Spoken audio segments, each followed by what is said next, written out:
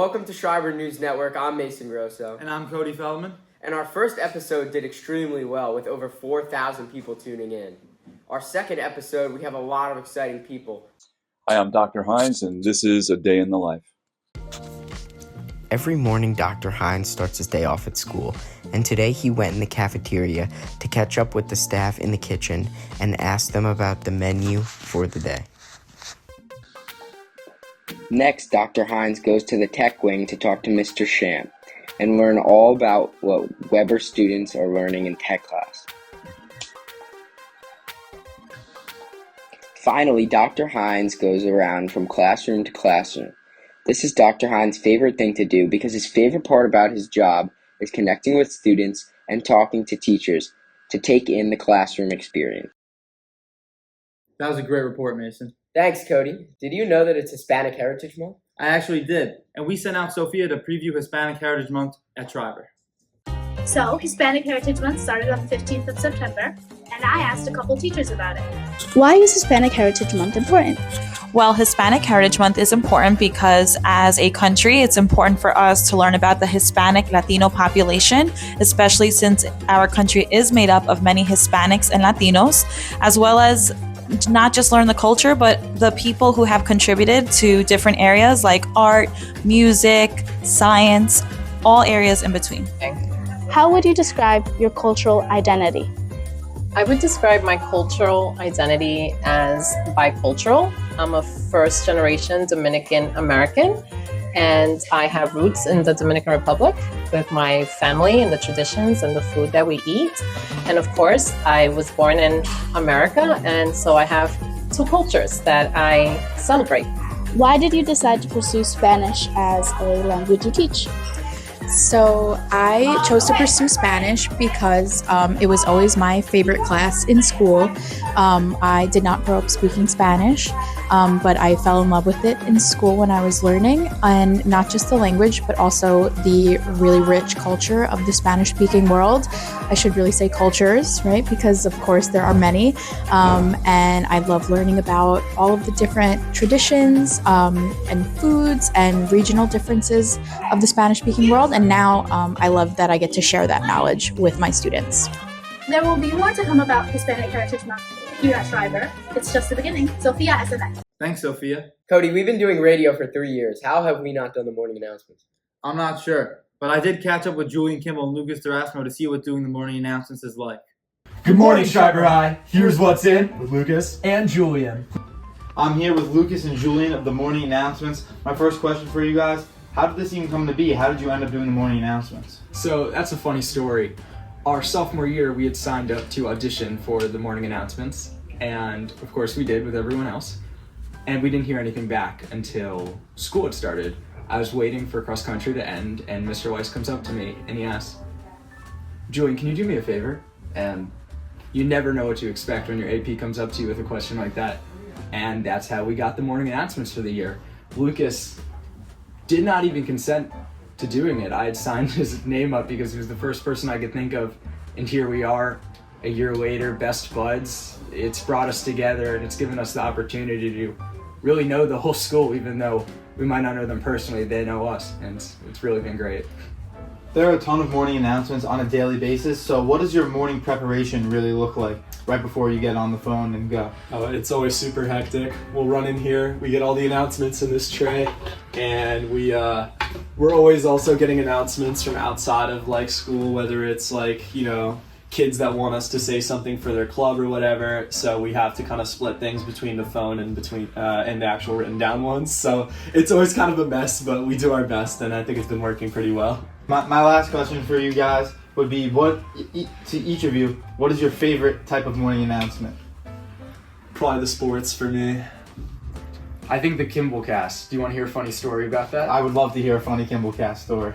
So I've been looking for a way to spice up the morning announcements, and the day before the winter break of my junior year, I decided to add a Kimball cast because it was something we did at my camp.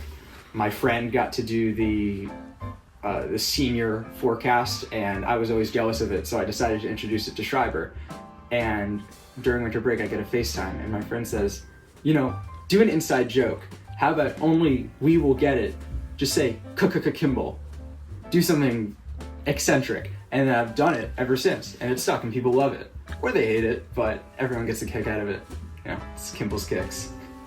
Thank you guys so much for the interview. This has been Lucas Erasmo, Julian Kimball of the Morning Announcements, Cody Feldman, SNN. And Mason, people loved your teacher feature with Miss Sahabzada last week. Thanks, Cody. We have another one this week.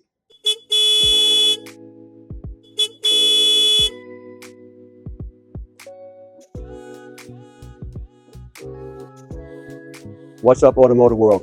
We are here with Auto Tech Experience Seniors, and right now we have a 2004 Acura TL, which is basically like a Honda Accord. And the car came in for a reason. Like every car comes in. We called it the CCC, Customer Concern, Cause, and Correction. Concern was that back driver's side tire was losing air. The cause was this. Old screw was stuck in there. And what was the correction, gentlemen? We plugged it. Thank you. We plugged the tire. As we noticed, the tires were over tightened. That means too much torque. Of course. So Angelo, finish up torquing this thing down to lower it down. Make sure you get it all the way. Please don't strip the lug nuts. Go ahead. Squeeze it hard. Squeeze it hard. All right. Diagonal. So as Angelo tightens it, he tightens it in a star pattern, so it's equally distributed. Okay. This one. And what this does, again, it makes exactly 80 pounds. What happens is this thing stops spinning. It stops spinning exactly when it reaches its torque. All right. Very good. So Joseph Amoruso, who's Auto Tech legend status, same with John Luca. Yes, sir. Thank you. And Declan just ran away, right? Now, to get a car off the lift, first you got to raise it. So there's no one standing there. So Joseph, please raise it a couple inches. Now, once it's raised, you have a reading scale. So how much does this car weigh? About 4,000 pounds. 4,000 pounds. It's pretty heavy for a small car. It's 20 years old. Want to pull the lock, Mr. John Luca? Yeah.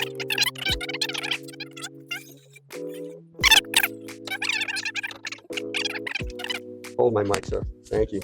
You set the torque by pulling the dial down, and you set it where it's D. So perfect. So then we tighten it and demonstrate how this thing clicks when it's done. Oh, yes, sir. And then we'll let our audio-visual team go back to class. Okay, so you're gonna put it on one of the lug nuts here. Oh, you can. Do you put it on one of the lug nuts? It's gonna be going. You want to get some leverage, and then you come back, and, and it clicks. You hear that click there? So that means it's done. One, please. What's there? Do another one, please. Another one. These you don't have to go on diagonal pattern, but it's already been tightened. This is ensuring it's set at the right torque. Okay, get it closer there so they can hear the click. That's the click right there. And we do this for all lug nuts. This car has 5 lug nuts per wheel, 19 millimeters. Recommended for Honda and Acura, the same company, is 80 pounds. We go to 85. And then we're going to adjust the air pressure to 35 all around. Acura recommends 32. We go a little bit above because every car will lose a little bit of air. And then we're going to check out under the hood. Thank you for tuning in to this week's Auto Tech Tips from our senior experience class. What do you think is the most challenging part about being superintendent? Oh boy. There's a lot of different challenges for sure. You know, if you look at education as a whole, I hope I don't bore you with this, but this is a really good point. Mm-hmm. If you look at 100 years ago, what aircraft looked like, what automobiles looked like, hospitals looked like, even supermarkets, for goodness sake, what they looked like, radically different. You know what really hasn't changed much? Classroom, education, the way that we communicate. And I've spent 27 years trying to accelerate that in some way, and unfortunately, not that I ever drove a tanker ship before, but when one does turn a tanker ship, it turns very slowly, right? You don't see it like make a hairpin turn. It's slow. Mm-hmm. That's education. That's the biggest challenge for me, because I think there are a lot of things that have to change. Clearly, students have changed, times have changed, but the way we deliver instruction, the way the classroom is formatted and formulated, environment really matters, and we really haven't changed much. So trying to change that has been very challenging. Thank you. Sure. And what is your favorite part of your day as superintendent? This, speaking with students, working with kids.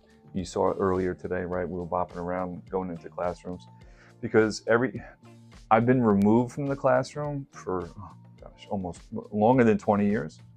And when I see kids and I speak to young adults, it reminds me of why I do what I do. Because every decision that's made here in this office with people, the student is always at the center of every decision that we make. Sometimes people are happy about it, sometimes they're not, but that's always the point. And so when I'm reminded of why we're here when I see kids, it helps me make clearer decisions. Okay, great. Thank you. Sure. That was it, our interview with Dr. Hynes. Following him around and then getting to ask him questions was a really cool experience. I'm Mason Grosso, Schreiber News Network. That's it for this episode of SNN. I'm Mason Grosso. I'm Cody Feldman. Good night. Dang.